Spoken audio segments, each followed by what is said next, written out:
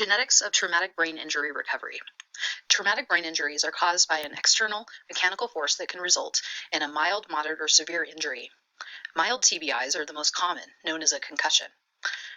Common external forces are caused by motor vehicle collisions, falls, blunt impacts, projectiles, and penetrating injuries. Worldwide, there are 50 million people annually who experience a TBI, having a large impact on families and societies. From 2006 to 2014, the number of TBI-related ED visits, hospitalizations, and deaths increased by 53%. In 2014, an average of 155 people in the U.S. died each day from injuries that included TBI. Falls are the leading cause of TBI-related emergency department visits in the U.S., disproportionately affecting older adults and young children.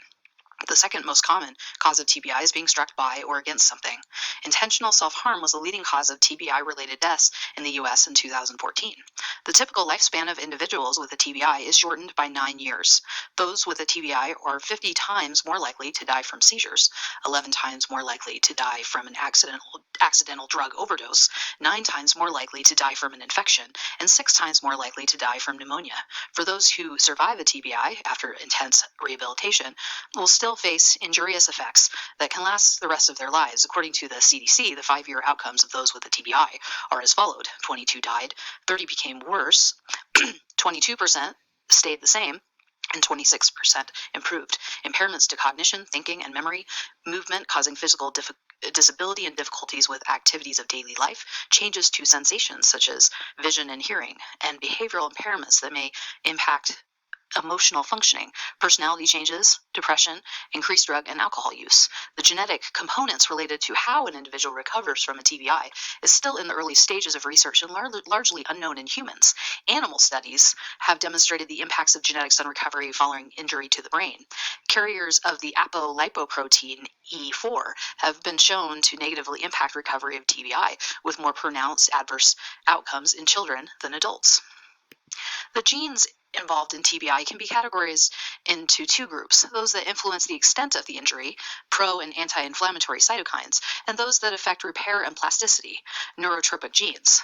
There's also a third category that should be considered, and those are genes that affect pre- and post-injury cognitive and neurobehavioral capacity, catecholamine genes.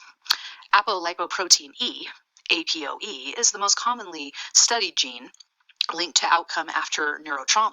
The primary functions of this gene are promoting repair and growth of neurons, maintenance of synaptodendritic connections, and mediating brain inflammatory responses. The human APOE gene is located on chromosome 19. Research shows that APOE4 allele carriers are more likely to have severe, unfavorable, and poor long-term outcomes after TBI injury. The individual with APOE4 allele experiences longer hospital stays, longer loss of consciousness, higher fatality rates and length of coma, increased hematoma volume, poor memory outcomes, and slower recovery rate. Providers use different tests and measures to diagnose TBI.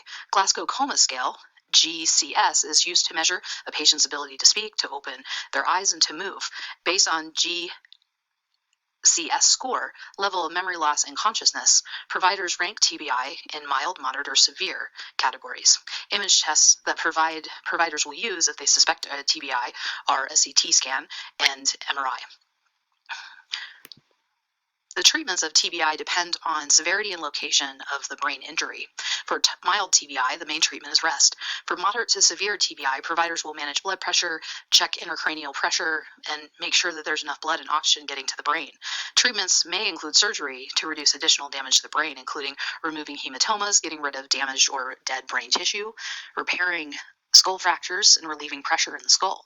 Rehabilitation therapies can include therapies for physical, emotional, and cognitive difficulties, including physical therapy to build physical strength, coordination, and flexibility, occupational therapy to help patients learn how to perform daily tasks, speech therapy to help with speech and other communication skills, psychological counseling to help patients learn coping skills, and cognitive therapy to improve memory, attention, perception, learning, planning, and judgment. In terms of ethical challenges in the treatment of severe brain injury, that would include a physician's confidence confidence in making an accurate prognosis for functional recovery, surrogate decision-making that is in line with treatment decisions that the patient would have made if they were not cognitively impaired.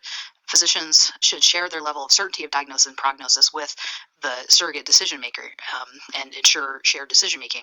Families of brain injured patients should be counseled that functional neuroimaging technologies, while promising, are currently investigational and not curative.